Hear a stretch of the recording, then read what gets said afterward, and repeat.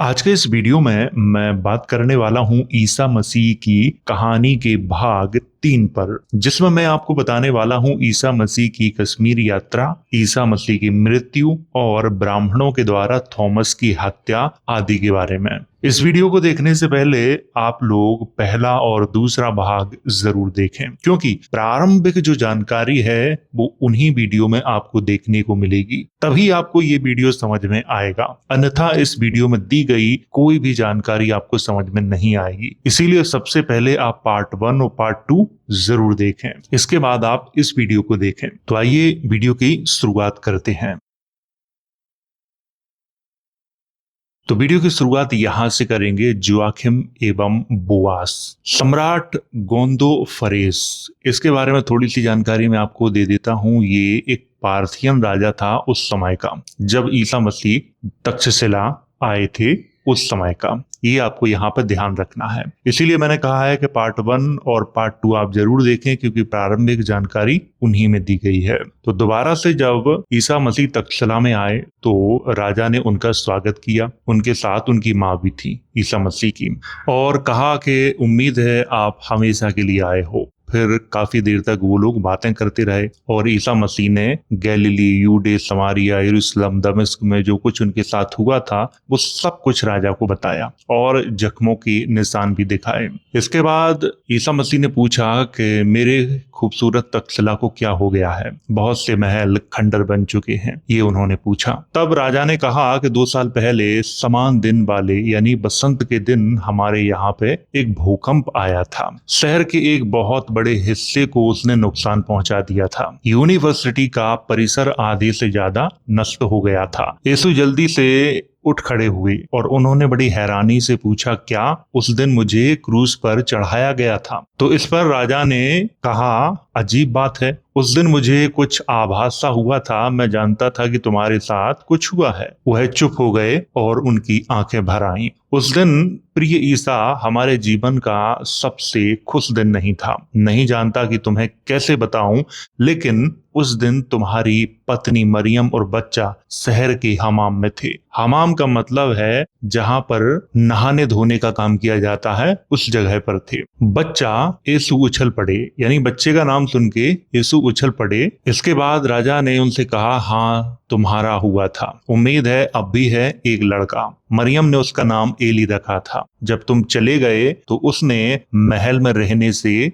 मना कर दिया। मैंने उसे मनाया, लेकिन वह आखिर महल छोड़कर चली गई। क्या हुआ उनका? यीशु ने उत्सुकता से पूछा। मुझे कहते हुए अफसोस हो रहा है, मैं नहीं जानता। भूकंप में हमाम खत्म हो गया था, बहुत से लोग वहां मर गए थे। मैंने खंडरों में तलाश कराई थी, इसके लिए मैं खुद वहां गया था। दिन रात हम तलाश करते रहे, मलबे के ढेर वहां से हटवाए, बहुत सी लाशें मिली, लेकिन वह नहीं मिली। अब 2 साल हो गए हैं, तब से मरियम की कोई खबर नहीं है। मैंने सुना है कि वह अमरनाथ की पवित्र कंदरा के पास देखी गई थी। इस पर ईसा मसीह कहते हैं, वह कहाँ है? इस पर राजा ने जवाब दिया, श्रीनगर के पूर्व में 1 दिन का सफर है। उसका नगर पहलगाम कंदरा के आधे रास्ते पर है। ये कंदरा जो लिख के आया है यहाँ पे, इसका मतलब होता है गुफा या घाटी। ये आपको यहाँ पे ध्यान रखना है। कुछ देर ईसा मसीह कुछ भी नहीं बोले और उन्होंने कहा कि कल मैं यहाँ से चला जाऊंगा, क्योंकि मुझे उन्हें खोज निकालना है। इस पे राजा कहता है, मैं तुम्हें घोड़े, आदमी और वो सब कुछ दूंगा जो तुम्हें चाहिए होगा। इस पर ईसा मसीह पूछते हैं, आपका बेटा कैसा है? अब यहाँ पर किस बेटे की बात हो रही है? राय अन्नान की। लेकिन इस वाली बुक में राय अन्नान नहीं है, राव अन्ना लिखा हुआ है। ये आपको यहाँ पे ध्यान रखना है। लेकिन पार्ट 1 में मैंने जो स्टोरी आपको पढ़ाई थी वो अलग बुकों से मैंने ली थी, वहां पे राय अन्नान नाम लिखा हुआ है, तो मैं उसी को यहाँ पे प्रयोग करूंगा। इस पर राजा ने कहा कि उसका देहांत हो गया है, यानी राय अन्नान का देहांत हो गया है। फिर ईसा मसीह कहते हैं कि क्या हुआ उसे? राजा ने कहा, वह बीमारी से नहीं मरा है। जिस पोत से वह अपने पूरे परिवार के साथ मद्रास जा रहा था, तब एक तूफान आया और उसमें डूब के उसकी मृत्यु हो गई थी। इसके बाद राजा ने ईसा मसीह से एक लड़के का परिचय कराया जो राजा के पोते जैसा था। हालांकि उसका कोई सगा नहीं था। वो जो भूकंप तक्षशिला में आया था उसमें उस बच्चे के माता पिता की मृत्यु हो चुकी थी, बच्चा अकेला था। तो राजा ने सोचा कि इसको ही हम अपना उत्तराधिकारी बना लेते। तो उसी बच्चे से उनका परिचय करवाया। तो सबसे पहले उसने क्या किया, झुककर अभिवादन किया और कहा, प्रणाम मेरे मालिक, मेरा नाम सेनोफोन है, मेरी आयु 10 वर्ष है। इस पर ईसा मसीह बोले, तुम ग्रीक बोलते हो? फिर उस बच्चे ने कहा, यह मेरे देश की भाषा है। मेरे पिता ग्रीक थे और मेरे दादा परदादा और मेरे पड़ दादा ये सब कौन थे? ग्रीक थे। ऐसा उस लड़के ने ईसा मसीह को कहा। इसके बाद ईसा मसीह ने पूछा कि यहाँ कैसे आए। कहने का मतलब है कि जो पूर्वज थे उस लड़के के, वो यहाँ कैसे आए? तो वो लड़का जवाब देता है, सम्राट सिकंदर के साथ आए थे। 5 पीढ़ी पहले मेरे परदादा को झेलम नदी के पास, जिसे ग्रीक भाषा में हादेस पास कहते हैं, राजा पोरस को हराने में मदद करने के लिए सिकंदर से जमीन मिली थी और फिर वह बुसेफाला में बस गए थे। ईसा मसीह राजा को देखकर मुस्कुराए। राजा ने क्या किया कि इब्रूनी भाषा में उस लड़के से कुछ कहा। इसके बाद फिर वो लड़का आगे कहता है कि राजा पोरस ने सिकंदर के सामने आत्मसमर्पण करने से इनकार कर दिया था और उसकी सेना की पोरस ने बड़ी पिटाई की थी, लेकिन बाद में वे मित्र बन गए थे। फिर हमारे तक्षशिला आम्भी, जिसे ग्रीक में ओम्फिस कहते हैं, के सम्राट गोंदोफरेस ने उसे शहर में आने दिया क्योंकि वह भी ग्रीक था। कहने का मतलब है कि राजा जो आम्भी था वो ग्रीक था। यहाँ पे ये कहने का मतलब है महान सेनापति ने इनके एहसान का बदला चुकाया। उसने मेरे पूर्वजों को यहाँ यूनिवर्सिटी में ग्रीक भाषा और दर्शन पढ़ने के लिए बुलाया था। ये बात मैं आपको यहाँ पे स्पष्ट तौर से बता देता हूँ, तक्षशिला यूनिवर्सिटी नहीं बल्कि तक्षशिला महाविहार था और उसमें ग्रीक भाषा का भी अध्ययन कराया जाता था और दर्शन को भी पढ़ाया जाता था। और आगे कहा गया है कि सिकंदर के जमाने में यहाँ ग्रीक राजा राज्य कर रहे थे, लेकिन ये बात सच नहीं है। इसके लिए मैं आप लोगों को यहाँ पे थोड़ा समझाना चाहूंगा। सिकंदर के समय में यहाँ ग्रीक राजा नहीं थे। बाद बाकी जो यहाँ पे नाम लिखे हुए हैं ये अशोक के बाद के जो राजा हैं उनके नाम लिखे हुए हैं। जैसे यूथिडेमस, यहाँ पे जो नाम आया है ये बहुत बाद के हैं। उसी का पुत्र था डेमेट्रियस, जिसने भारत पे आक्रमण किया था, जबकि वो कहाँ का राजा था? विक्ट्रिया का राजा था। हिंदी अनुवादकार ने यहाँ पर थोड़ी सी गलतियां की हैं, उन्हें मैं आपको बता देता हूँ। आम्भी को यहाँ पे क्या लिखा हुआ है कि वो एक ग्रीक राजा था, जबकि वो ग्रीक राजा नहीं था, वो एक भारतीय राजा था। और यहाँ पे एक पॉइंट और है जो बहुत ही अच्छा है। यहाँ पे ऐसा कहा गया है कि सिकंदर के सामने पोरस ने आत्मसमर्पण करने से मना कर दिया था। इसके बाद सिकंदर की सेना की उसने पिटाई की और बाद में वो मित्र बन गए। लेकिन यहाँ पे जो लिखा हुआ है इसका ठीक उल्टा अंग्रेजी की बुकों में लिखा हुआ है, और एक में नहीं, जो 4 बुकें मेरे पास हैं उनमें लिखा हुआ है कि पोरस की बहादुरी से प्रभावित होकर सिकंदर ने उसे अपना मित्र बना लिया था, ऐसा लिखा हुआ है। और मुझे लगता है कि अनुवादकार ने यहाँ पे इस लाइन को थोड़ा बहुत चेंज किया है, अपनी तरह से लिखा हुआ है, क्योंकि हिंदी का जो अनुवाद है वो अमृत मेहता के द्वारा किया गया है, जबकि अन्य जो अंग्रेजी की बुकें हैं वो कुछ और ही जानकारी देती हैं। तो यहाँ पर ये चीज आपको समझ में आई होगी। ईसा मसीह राजा से कहते हैं, क्या मेरा दोस्त थॉमस आपके दरबार में आया था? आखिरी बार वह मुझे दमिश्क में मिला था, वहां से वह पार्थिया और फिर यहाँ के लिए निकला था। राजा ने हाँ में जवाब दिया। हंसे और उनके साथ ईसा मसीह भी हंसे। और राजा ने कहा कि तुम जानते हो, मैं थॉमस को दंड देना चाहता था लेकिन मैंने नहीं दिया, बल्कि उससे बपतिस्मा भी करवाया। अब ये दंड की बात यहाँ पे क्यों आ रही है? यहाँ पे इसलिए आ रही है कि राजा ने थॉमस से एक शाही महल का निर्माण करवाना चाहा था। थॉमस ने क्या किया था कि वो सारा का सारा जो पैसा था वो गरीबों में बांट दिया था और उनके लिए जो चिकित्सालय थे वो बनवा दिए थे। तो इस पे राजा कहता है कि मैं उसे दंड देना चाहता था लेकिन मैंने नहीं दिया, बल्कि उससे बपतिस्मा भी करवाया। ये बपतिस्मा क्या है? ये बपतिस्मा किसी को जब ईसाई बनाया जाता है, यानी कि ईसाई धर्म में दीक्षित किया जाता है, तब जो प्रारंभ की एक प्रक्रिया होती है उसको बपतिस्मा कहा जाता है। आगे राजा ने कहा कि इसके बाद वो दक्षिण चला गया, यानी दक्षिण भारत चला गया। मुझे खबर मिली है कि उसने मल्लापुर और मालाबार तट पर बहुत लोगों का बपतिस्मा किया, यानी उन्हें ईसाई बनाया। शायद तुम उससे जल्द ही मिलोगे। प्रिय ईसा, मैं चाहूंगा जब तक संभव हो तुम मेरे दरबार में रहो और मुझे और किशोर सेनों को अपने धर्म की शिक्षा दो। यहाँ पर मैं एक बात और आपको बताना चाहूंगा कि ये जो पार्थियन राजा था ये बुद्धिस्ट राजा था। बाद में ये ईसा मसीह का अनुयायी हो गया था। आगे ईसा मसीह कहते हैं, आपकी अतिथि सेवा के लिए मैं आपका बहुत आभारी हूँ, लेकिन मैं जल्द से जल्द जाना चाहूंगा। हाँ, मैं मरियम और अपने पुत्र को खोजना चाहता हूँ और देखना चाहता हूँ कि मेरे पूर्वज यहाँ कैसे रहते हैं। मैं सुलेमान के सिंहासन को देखना चाहूंगा, यह श्रीनगर में है, लेकिन सबसे पहले मैं अपने पिता की कब्र देखना चाहूंगा। इस पर राजा कहता है, पिता की? इसके बाद ईसा मसीह कहते हैं, यहूदियों के पिता की, मूसा की। तो राजा कहता है, क्या यह शख्स तुम्हारे लिए इतना अहम है? इस पर ईसा मसीह कहते हैं, वह यहूदी कबीलों के नेता हैं, बाइबल के 10 आदेशों के अग्रदूत और शायद वह हिंदुस्तानियों के भी पिता हैं। इस पर राजा कहता है, हिंदुस्तानियों के? तो फिर ईसा मसीह कहते हैं, वही जिन्होंने युगों पहले हिंदू कानून की परिभाषा की थी, अर्थात मनु।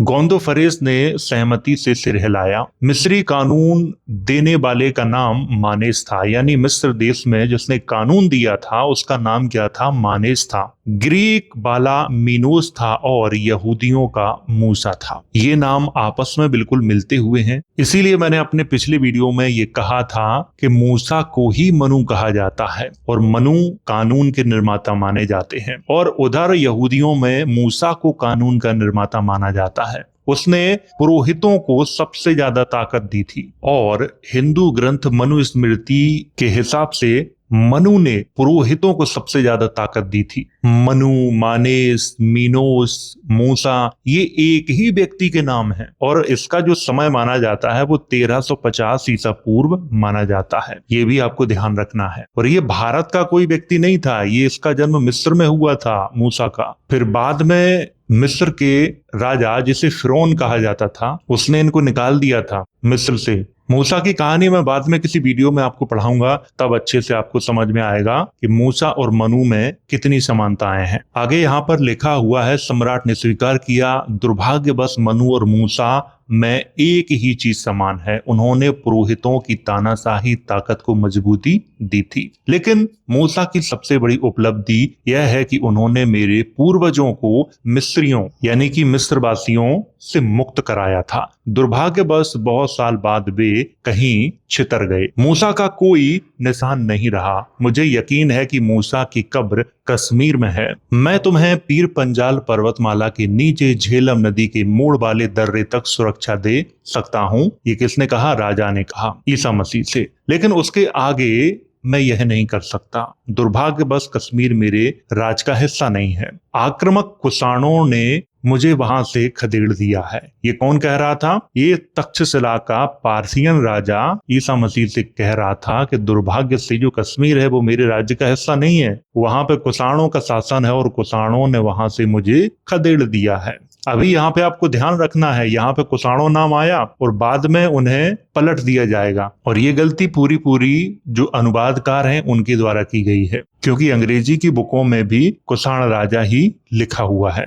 इस पे ईसा मसीह कहते हैं, मेरे पास कुछ नहीं है और डरने का कोई कारण नहीं है। मैं आम जन की भाषा बोलना जानता हूँ और उन बौद्ध धर्मियों के रीति रिवाज भी जानता हूँ जो वहां पर रहते हैं। उस समय कश्मीर में 2 लोग ही रहते थे, बौद्ध धर्मी रहते थे और यहूदी रहते थे। आगे राजा कहता है, प्रिय युज, बसंत आने तक प्रतीक्षा करो। तुम्हारी पत्नी के लिए तुम्हारी चाहत को मैं समझता हूँ, लेकिन तुम्हारी माँ तुम्हारे साथ होगी। कम से कम उसे यहाँ छोड़ जाओ और बाद में तुम उसे ले जा सकते हो। ईसा मसीह कहते हैं, मैंने माँ से बात की है, वह भी मेरे साथ जाने के लिए दृढ़ संकल्प है। इस पर राजा कहता है, क्या तुम ब्राह्मणों से डरते हो? यीशु ने कोई उत्तर नहीं दिया। इस पर ईसा मसीह कहते हैं कि राजा होने के बावजूद आप मुझे ब्राह्मणों से संपूर्ण सुरक्षा प्रदान नहीं कर सकते। अब ब्राह्मणों की ईसा मसीह से क्या दुश्मनी थी, ये अंत में आपको बताया जाएगा और अंत में आपको समझ में भी आ जाएगा कि क्या कारण था ऐसा। आगे राजा कहता है, कब जाना चाहोगे? तो ईसा मसीह कहते हैं, जितनी जल्दी हो सके। राजा कहता है, मुझे लगता है कि यह इतनी जल्दी नहीं हो सकेगा। तुम्हारे मित्र थॉमस के यहाँ से एक संदेश वाहक आया है। ईसा मसीह कहते हैं, कहाँ है थॉमस? राजा कहता है कि किसी भी दिन यहाँ पहुंच सकता है। इसके बाद ईसा मसीह को तक्षशिला के राजा ने एक तोहफा दिया। वो क्या था, उसका विवरण यहाँ पे दिया गया है। शुक्रिया, बहुत मेहरबान है। उन्होंने जामुनी रंग के एक खास गोल कुंडे को, जो एक सिरे से दूसरे सिरे तक 1 इंच से भी कम होगा, उलट पलट कर देखा। उससे एक सुखद गर्मी की अनुभूति होती थी। सामने एक स्पष्ट षटकोणीय सितारा दिखाई दे रहा था। आगे और पीछे की तरफ 2 स्तंभ थे, जिन्हें एक मेहराब ने जोड़ रखा था। बाएं वाले स्तंभ पर जे था और दाएं वाले स्तंभ पर बी था। इसको देखकर ईसा मसीह कहते हैं, ये क्या है? इसके बाद राजा कहता है, जब मैं तुम्हारा जन्म होने पर बेथलेहम आया था तो तुम्हारी माता जी ने ये मुझे दिया था। उन्होंने यह तोहफा जो दिया था वो तुम्हारे पिताजी की तरफ से दिया था। मैं तुम्हारे लिए जो लोबान वहां ले गया था उसके बदले में उन्होंने ये मुझे दिया था। और ये ईसा मसीह के पिता को किसने दिया था? राजा हेरोद ने दिया था, जिसने यहूदी मंदिर का निर्माण करवाया था, या कहें कि पुनर्निर्माण करवाया था, क्योंकि वहां पे अशांति फैल गई थी। उसे यहूदियों को खुश करना था, इसीलिए उसने क्या किया था, यहूदी मंदिर का पुनर्निर्माण करवाया था। और उस निर्माण में ईसा मसीह के जो पिता थे वो भी काम करने गए थे, क्योंकि वो एक राजमिस्त्री थे। इसी के बदले में उस राजा ने ये दिया था। हालांकि ये कहानी भाग 1 में मैंने आपको बताई है, तो इसीलिए मैंने कहा है कि आप उसे देखिए। आगे लिखा है कि ईसा मसीह ने कुंडे का गौर से मुआयना किया, यानी उस कुंडे को उन्होंने गौर से देखा। और जे बी अर्थ जो यहाँ पे लिखा है वो क्या है, इसका मतलब जोआखिम और बोआस है। यरूशलेम यहूदी मंदिर के 2 स्तंभ है। और शायद जो है इसका मतलब सही है, वो जोशुआ और बुद्ध भी है। सम्राट ने उन पर एक अर्थपूर्ण दृष्टि डाली। अब यहाँ पर जोशुआ और बुद्ध का मतलब क्यों आया है? यहूदी भी बौद्धों के मठों में जा जाके ज्ञान को प्राप्त करते थे। कुछ करते थे, कुछ नहीं भी करते थे। जैसे ईसा मसीह ने डेसिथियोस मठ में जाके खुद ही शिक्षा ग्रहण की थी। इसी तरह से ईसा मसीह को जो प्रारंभ में शिक्षा देता था नाजरेत में, उसने भी उसी डेसिथियोस मठ से अपनी शिक्षा प्राप्त की थी। उस समय उस वाले क्षेत्र में समनों का बहुत प्रभाव था। यहाँ पर मैं बौद्धों का प्रभाव नहीं कहूंगा, बल्कि समनों का प्रभाव कहूंगा, क्योंकि समन जो परंपरा है वो बहुत पुरानी परंपरा है। इसे आपको यहाँ पे समझना पड़ेगा, इसीलिए यहाँ पे जोशुआ और बुद्ध लिखा हुआ है, जेबी का अर्थ। तो उम्मीद है आपको ये चीज समझ में आई होगी। मूसा की कब्र। थॉमस से मधुर मिलन हो चुकने के बाद क्या किया कि ईसा मसीह और थॉमस ने बहुत लंबी वार्ता की, क्योंकि काफी समय बाद वो एक दूसरे से मिले थे। थॉमस से मिलने के बाद ईसा मसीह ने क्या किया कि श्रीनगर की तरफ अपना रुख किया। अपने साथ वफादार घुड़सवारों को लेकर और अपनी माँ को लेकर वो श्रीनगर की तरफ निकल पड़े। अगले दिन शाम को रास्ते में ईसा मसीह की जो माँ थी उनकी तबीयत बिगड़ गई थी, क्योंकि रास्ता चढ़ाई का था, तो उन्हें सांस लेने में दिक्कत होने लगी थी। उस वाले क्षेत्र में सर्दी बहुत ज्यादा पड़ रही थी उस समय, इसलिए उन्होंने मजबूर होकर हिमालय की तलहटी में बसे मरी नगर में अपना पड़ाव डाला था। मरी लगभग 8000 फुट की ऊंचाई पर स्थित एक पठार था, और वहां पर राजा के कुछ फौजी भी थे जिन्होंने डेरा डाल रखा था, यानी सैनिक थे। उन सैनिकों ने क्या किया कि ईसा मसीह और उनकी माँ को अपने यहाँ शरण दी और उनकी माँ का उपचार भी किया, लेकिन हालत में कोई भी सुधार नहीं हुआ। 5 दिन बाद बुखार जो उनका था वो और तेज बढ़ गया था। तो उन सैनिकों ने क्या किया कि एक स्थानीय डॉक्टर को बुलवाया और उससे उनका इलाज करवाया, लेकिन फिर भी उनकी तबीयत में कोई भी सुधार नहीं हुआ। इसके बाद राजा को संदेश भेजा कि एक राजवैद्य भेजा जाए। इसके बाद एक राजवैद्य आया और उस राजवैद्य के साथ थॉमस भी था। इसके बाद जो राजवैद्य आया उसने ईसा मसीह की मां की हालत देखी और उसने कहा कि बहुत कम उम्मीद है इनके बचने की, क्योंकि खून जो है वो बहुत गाढ़ा हो चुका है, सांसें भी बहुत कम चल रही हैं। इस पर ईसा मसीह कहते हैं, आपसे प्रार्थना है कि आप मुझे मेरी मां के साथ अकेला छोड़ सकते हैं। सब आदमी एक एक करके कमरे से बाहर हो गए। तुम यहीं रहो, ईसा मसीह ने थॉमस से कहा। थॉमस उनके पास बैठ गया। ईसा मसीह ने पाया कि उनकी मां की नब्ज नहीं चल रही थी। उन्होंने अपना कान मां के सीने पर लगाया, दिल नहीं धड़क रहा था और वो बोले, अब ये पिता के पास पहुंच गई हैं। वह बैठ गए और उनके आंसू गालों पर बहने लगे।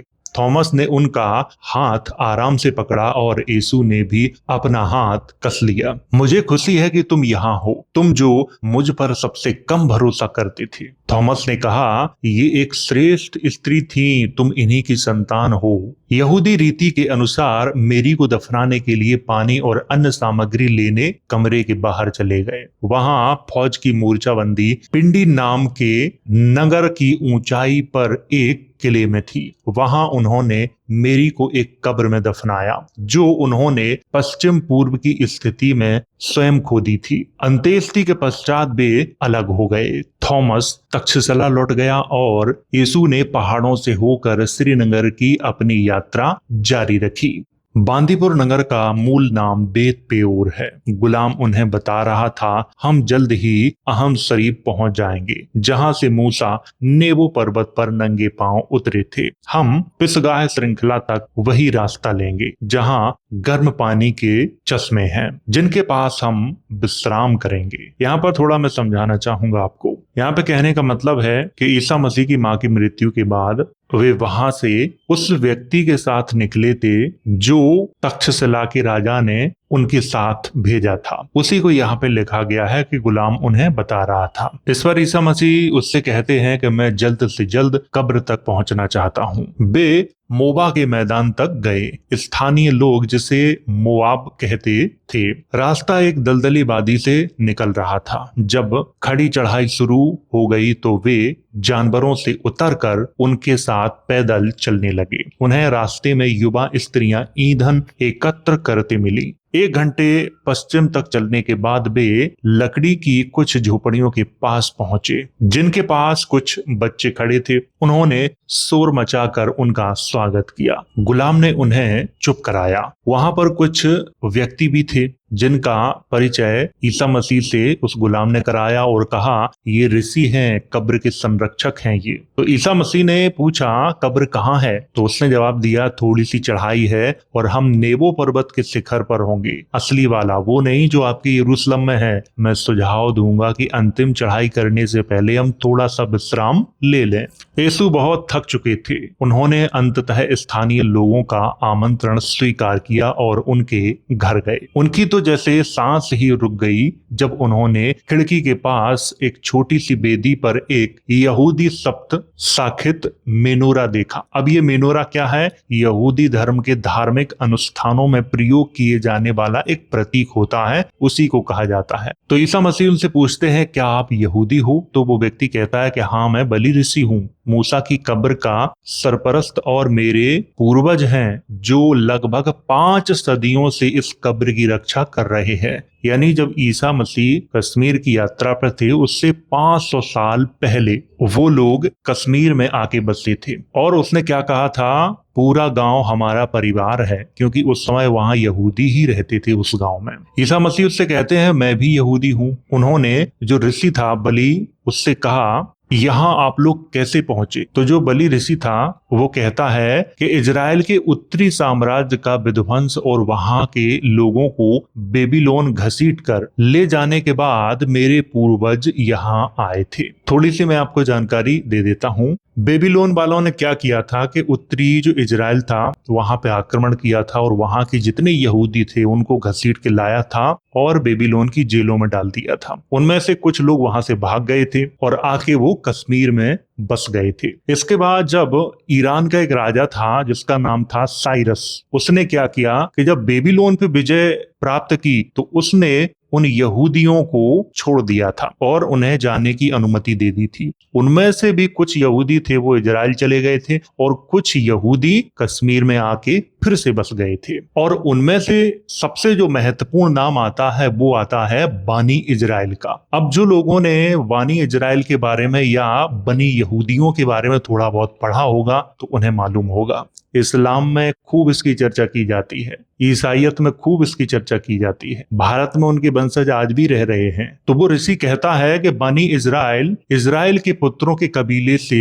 हैं जो इस इलाके में बसे हुए हैं, यानी कश्मीर में जो यहूदी बसे हुए थे वो वनी इजरायली यहूदी थे। आगे कहता है कि हम अपने पूर्वजों की भाषा तो भूल चुके हैं लेकिन उनके धर्म को हमने अपनाया हुआ है। ईसा मसीह उसकी बातें नहीं सुन रहे थे। उन्होंने उससे कहा कृपया मुझे मूसा की कब्र पे ले जाओ। तो वो ऋषि कहता है कि इस बिगड़े हुए मूड में आप हमारे पिता की कब्र पर नहीं जा सकते, पहले आत्मा को शांत कीजिए, इसके बाद ले चलेंगे आपको। और मूसा की कब्र ज्यादा दूर नहीं है, मेरे घर से 50 कदम ही दूर है। इसके बाद वो ऋषि ईसा मसीह को मूसा की कब्र पे ले गया। वे दो बड़े विशाल वृक्षों की तरफ गए जहां यीशु को घनी घास से भरा एक गोल टिब्बा यानी टीला नजर आया। उस ऋषि ने उस टीले को देखते हुए कहा कि यहाँ पे दफन है मूसा। वे काफी समय तक कब्र के सामने खड़े रहे। गुलाम और वली जो ऋषि था ईसा मसीह को अकेला छोड़ के वापस उस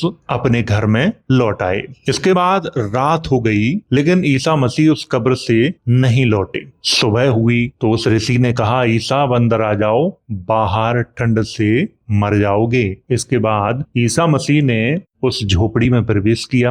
बलि ऋषि ईसा मसीह से कहता है कि बड़े दुख की बात है कि मूसा जैसा कोई पैगंबर अब तक इजराइल में प्रकट नहीं हुआ यानी पैदा नहीं हुआ। ईसा मसीह बहुत देर से उसे घूर रहे थे और उन्होंने कहा तुम ऐसा क्यों कह रहे हो। तो वो बलि ऋषि कहता है कि मेरे जो बिरादर हैं यानी जो बिरादरी के लोग हैं न जाने कब से उसका इंतजार कर रहे हैं, वे घर लौटना चाहते हैं। यानी वे एक ऐसे यहूदी मसीहा का इंतजार कर रहे हैं जो उन्हें वापस इजराइल ले जाए, लेकिन अब तक कोई नहीं आया। बांदीपुर से यीशु ने गुलाम से भावभीनी विदाई ली, यानी उस व्यक्ति से उन्होंने विदाई ली जो तक्षशिला के राजा ने उनके साथ भेजा था। और वहां से ईसा मसीह श्रीनगर की ओर चल दिए जो लगभग वहां से 2 दिन का रास्ता था। और मौसम की खराबी की वजह से वो 5 दिन बाद श्रीनगर पहुंचे तो उन्हें डल झील पर कुछ मछुआरों के पास रहने की जगह मिल गई।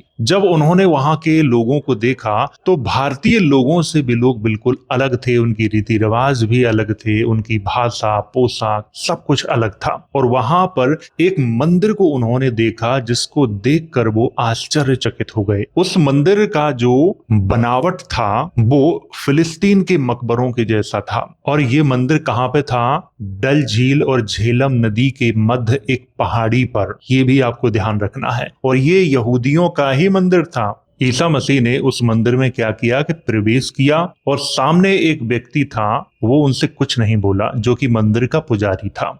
ईसा मसीह ने उस मंदिर में ध्यान लगाया और वो आदमी भी ध्यान में बैठा हुआ था। जब उस आदमी का ध्यान पूरा हो गया तो उसने ईसा मसीह को आशीर्वाद दिया और उसने कहा कि मैं इस मंदिर का संरक्षक हूँ। और ईसा मसीह से कहा स्वागत है ईसा, इजराइल के कबीलों के पुत्र। और आगे कहा मैं जानता हूँ कि कानून के हुक्म से तुम अपने बिरादरों की खोज करने आए हो। ईसा मसीह ने उसकी बातों का कोई उत्तर नहीं दिया। फिर वो पुजारी बोला तुम सही जगह आए हो। इन पहाड़ों घाटियों और वादियों में तुम जहां भी जाओगे तुम्हें हिब्रू नाम वाले लोग मिलेंगे। इस मंदिर के निर्माण का आरंभ महान नरेश सुलेमान ने किया था, जो एक बार फिनिशिया के राजा हीराम अबिफ के साथ यहाँ अपनी एक खोज यात्रा के दौरान आए थे। और ये जो मंदिर है है वो सूर्य देवता को समर्पित है। यानी ईसा मसीह जिस मंदिर में ध्यान लगा रहे थे वो सूर्य देवता का मंदिर था, और उस मंदिर का निर्माण किसने करवाया था? सुलेमान ने।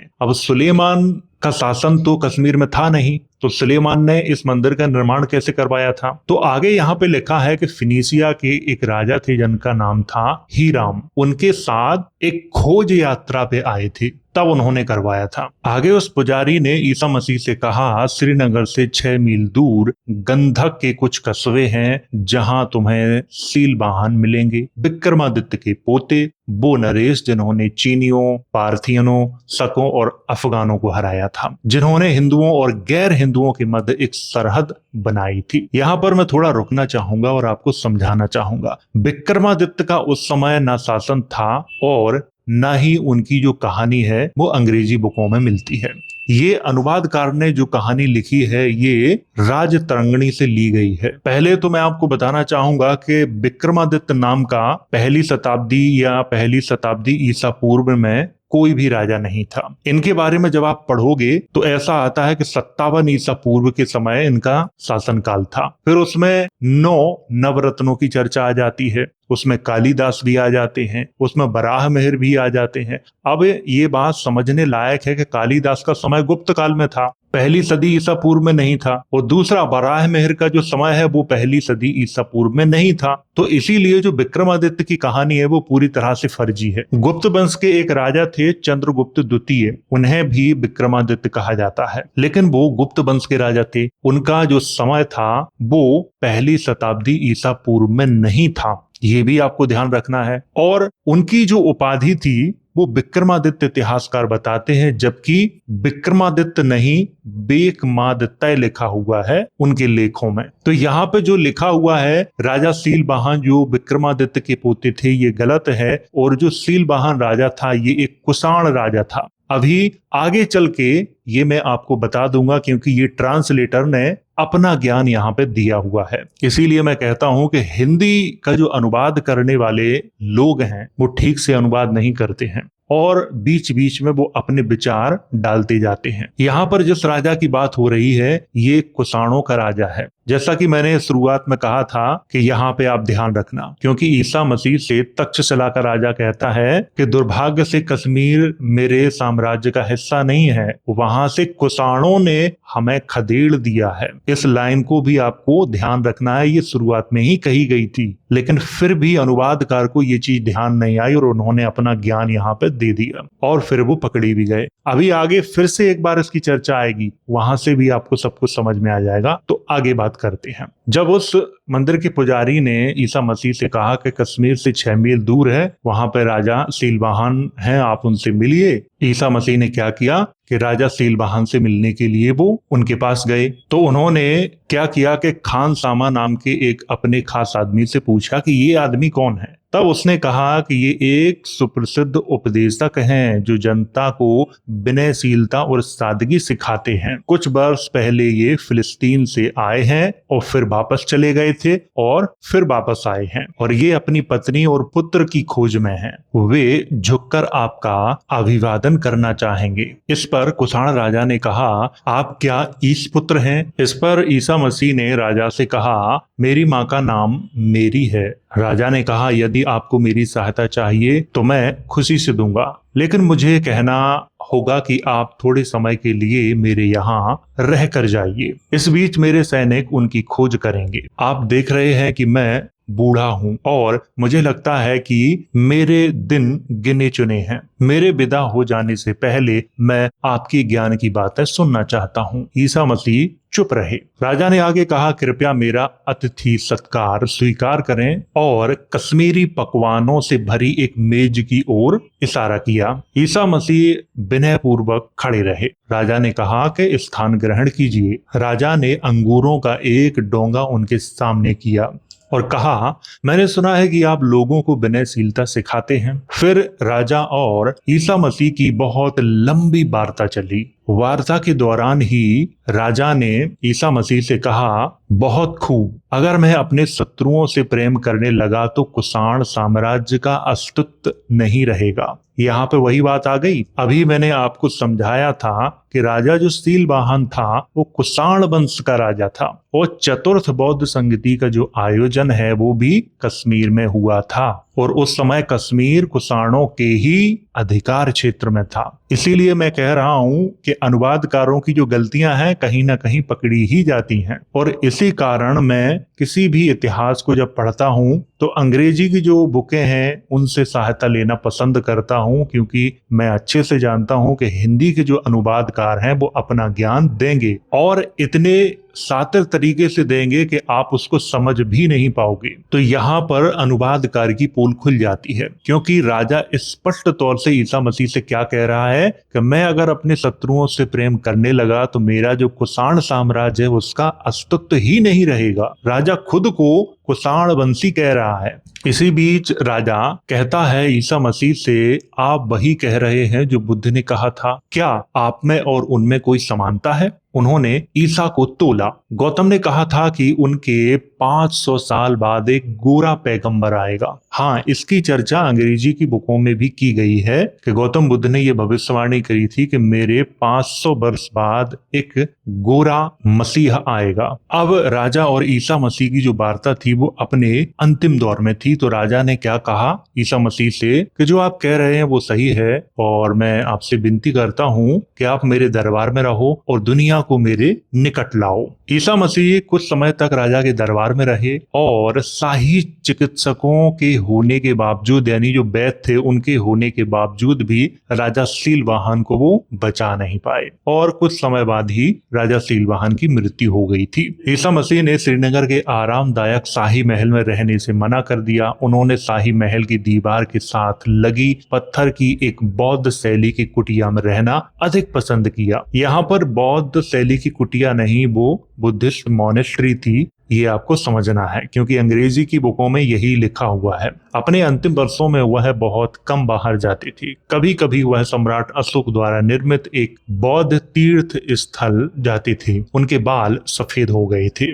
वे पहलगाम में हर व्यक्ति से मरियम के बारे में पूछते रहते थे। किसी ने बताया कि वह लद्दाख के एक मठ में गई है। किसी ने कहा कि वह पहाड़ों में अपनी पितृभूमि पहलगाम के पास अपने सन्यासी पुत्र के साथ रह रही थी। मुझे यकीन है कि मैं किसी न किसी दिन अपने प्यार से जरूर मिलूंगा, गहरी सोच में डूबे यीशु ने कहा। जब यीशु को लगा कि उनके अंतिम दिन नजदीक आ रहे थे, तब वे उन्हें उठाकर झेलम नदी के तट पर उनकी उस प्रिय गुहा में ले गए जहां वह श्रीनगर में अपने पड़ाव के दौरान ध्यान लगाया करते थे। पुण्य आत्मा नरेश गोपदत्त ने तुरंत सिंधु घाटी को एक संदेश वाहक भेजा जहां सुना गया था कि थॉमस रह रहा था। जब वे दोनों 2 सप्ताह बाद आए तो यीशु निर्जीव एक चटाई पर पड़े हुए थे। नरेश, उसके चिकित्सक और बौद्ध आरोग्यदाता हर क्षण यीशु के पास रह रहे थे। उनकी नींद में भी वे उनका साथ नहीं छोड़ते थे।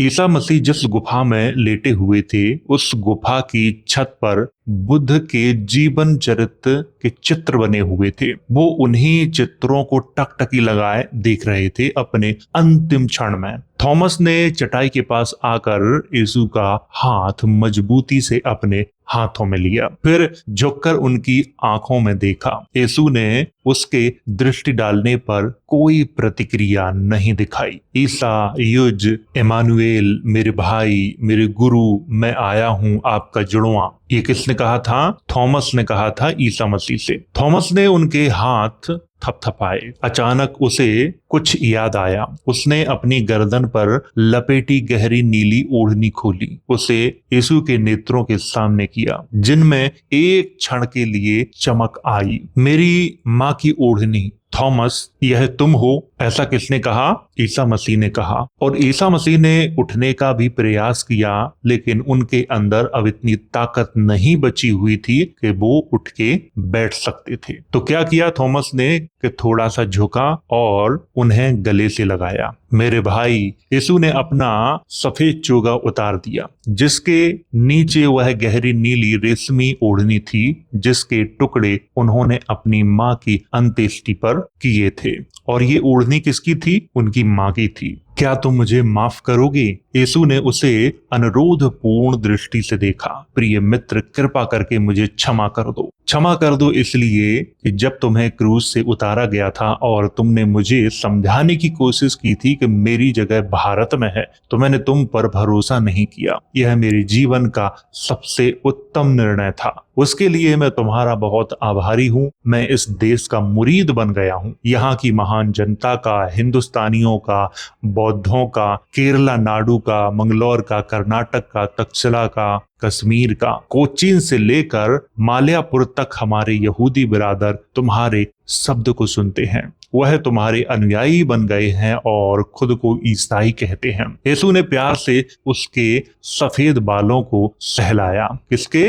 थॉमस के। गुहा में शांति थी। सिर्फ एक कोने में छत से पानी टपक रहा था। थॉमस यीशु की चटाई के पास खड़ा प्रार्थना कर रहा था जब गुहा के प्रवेश द्वार पर एक परछाई उभरी। लगभग 30 साल के पीले वर्ण का एक आदमी दाखिल हुआ, चलकर चटाई के पास गया और घुटनों के बल बैठ गया। उनका हाथ अपने हाथ में लेकर उन्हें अपने मुंह के पास ले आया और उन्हें चूमा। यीशु अब आंखें खोल नहीं पा रहे थे। उन्होंने सिर्फ उसका सिर थपथपाया और बुदबुदा कर बोले, मैं जानता था कि तुम आओगे मेरे बच्चे। उनका हाथ एली के सिर से फिसल गया और जो व्यक्ति उस समय आया था वो उनका बेटा था एली। और जब वैद्य ने उनकी धड़कन की जांच की तो पाया कि अब वो निर्वाण प्राप्त कर चुके हैं। उस दिन ईसा मसीह को कश्मीर में दफना दिया गया, नजदीक के एक स्थान खान्यार में, झेलम और डल झील के मध्य एक गुफा में, जिसमें उनकी मृत्यु हो गई थी। ये गुफा किसकी थी? बौद्धों की गुफा थी। उसमें उन्हें दफना दिया गया था। यहूदी रीति के अनुसार उन्हें पश्चिम पूर्व की दिशा में लिटाया गया था। उन्हें दफनाने से पहले थॉमस ने मृतक के पैरों के निशान लिए, जो प्रक्रिया रीति के अनुसार कश्मीर में संतों के साथ की जाती थी। उसने हिमालय के सबसे बलवान सनोबर वृक्ष की पीली ब्राउन लकड़ी से फिर उनकी एक मूर्ति बनाई, जिसे उसने गुफा के एक आले में रख दिया। और वो मूर्ति कौन सी है? ये वाली है। इस वाली मूर्ति में आप देखिए ईसा मसीह बौद्धों के कपड़े पहने हुए हैं, गौतम बुद्ध की मुद्रा में बैठे हुए दिखाए गए हैं। इसके बाद थॉमस अपने प्रियतम ईसाई समुदाय के पास माल्यापुर चर्च लौट गया। यहाँ पर मैं आपको एक बात और बताना चाहूंगा कि जो ईसा मसीह की पत्नी थी जिनका नाम था मरियम, तो जो तक्षशिला में भूकंप आया था उसमें उनकी मृत्यु हो गई थी। बेटा जो था एली वो बच गया था। इसके बाद बेटे ने क्या किया था कि वो बुद्धिस्ट भिक्षु बन गया था। ये आपको यहाँ पे ध्यान रखना है। ईसा मसीह की अंत्येष्टि के 2 वर्ष पश्चात 3 जुलाई 72 ईस्वी कि सुबह थॉमस काली मंदिर के पास पत्थर की पटरी पर जा रहा था। तब काली मंदिर के 2 पुजारी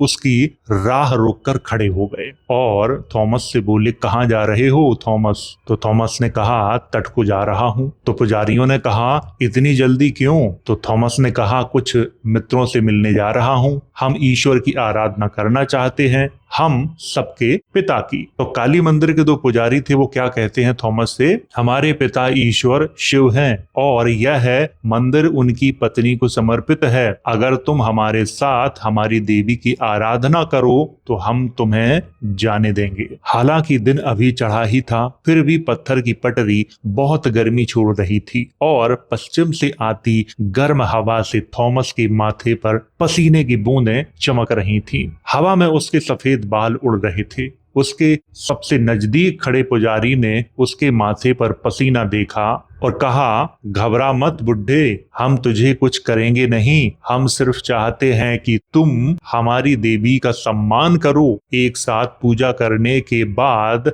हम तुम्हें शाही पकवान खिलाएंगे। ऐसा किसने कहा था? काली मंदिर के उन 2 पुजारियों ने थॉमस से कहा था। इस पर थॉमस ने कहा कि मुझे तुम्हारे खाने में कोई दिलचस्पी नहीं है और एक मुट्ठी चावल के लिए मैं अपनी आत्मा की हत्या नहीं करूंगा। इस पर पुजारी कहते हैं ये मुट्ठी भर चावल नहीं होंगे बल्कि स्वादिष्ट से स्वादिष्ट पकवान होंगे। तो थॉमस ने कहा वही जो तुमने गरीबों के मुंह से छीने हैं। इसी बात पर पुजारी गुस्से में बोला हम मंदिर को और गरीबों को भी बलि चढ़ाते हैं पर मुख्यतः देवी को। आगे थॉमस ने कहा पहले तुम उनकी रोटी छीनते हो और फिर उन्हें टुक्कर देते हो। उसे गुस्सा आ गया, सबसे ज्यादा तुम खुद को देते हो। ये किसने कहा? ये थॉमस ने कहा उन पुजारियों से। तो पुजारियों को और भी ज्यादा गुस्सा आ गया। तो पुजारियों ने कहा जुबान संभाल कर बात करो अजनबी। थॉमस उन पुजारियों से ज्यादा बहस नहीं करना चाहते थे, इसीलिए वो आगे बढ़ गए, लेकिन पुजारियों ने उन्हें धमकाने वाले अंदाज में घेर लिया। तुम हमारे साथ आराधना करने आ रहे हो कि नहीं? थॉमस ने इसे अनसुना कर दिया और दृढ़ संकल्प हुए वहां से चल पड़ा। आदमी उस पर टूट पड़े, मार मार कर उसे जमीन पर गिरा दिया। उसे डंडे और लातें मारी। उसने उठने की कोशिश की पर उसे महसूस हुआ कि उसके एक तरफ से लहू बह रहा है। क्रोधित हुए एक पुजारी ने उसके सीने में एक तीर घुसा दिया था। बूढ़ा आदमी लड़खड़ा रहा था, भारी सांसें ले रहा था और उसके जख्म से लहू बहता जा रहा था, जो उसी जगह पर लगा था जहां यीशु को छुरी का जख्म लगा था। डरे हुए पुजारी मंदिर के भीतर भाग गए। सड़क पर उस दिन का पहला आदमी निकला और उसने घायल आदमी की मदद करने की कोशिश की, लेकिन उसकी आत्मा उसे हमेशा के लिए त्याग कर चली गई थी। एली और थॉमस के शिष्यों ने उसे तट के निकट दफनाया जहां से वे नियमित रूप से मिला करते थे। थॉमस की मृत्यु के बाद एली का उत्पीड़न चालू हो गया था। कुछ समय तक तो एली ने बर्दाश्त किया। जब बर्दाश्त से बाहर हो गया तो वो सुरक्षित क्षेत्र कश्मीर में चले गए थे। तो ये थी कहानी ईसा मसीह की। और अगर आप इस बुक को पढ़ना चाहते हैं तो इसकी जो लिंक है वो वीडियो के डिस्क्रिप्शन बॉक्स और चैनल के टेलीग्राम पे आपको मिल जाएगी, तो वहां से मंगवा के आप इसे पढ़ सकते हो। लेकिन मैं आपको बता रहा हूं कि इस वाली बुक में, जो कि हिंदी की है, इसमें बहुत सी गलतियां हैं। तो आप अंग्रेजी की जो बुकें हैं उन्हें पढ़ने का प्रयास करें और सच्चाई जानने का प्रयास करें। जैसा कि इस बुक में मुझे कई जगहों पर गलतियां दिखाई दी और वहां पर मैंने आपको विस्तार से जानकारी दी है। तो उम्मीद है ये चीज आपको समझ में आई होगी।